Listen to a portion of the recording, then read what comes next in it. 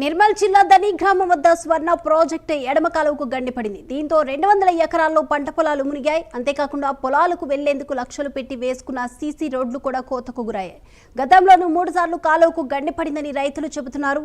ప్రభుత్వమే తమను ఆదుకోవాలని రైతులు వాపోతున్నారు.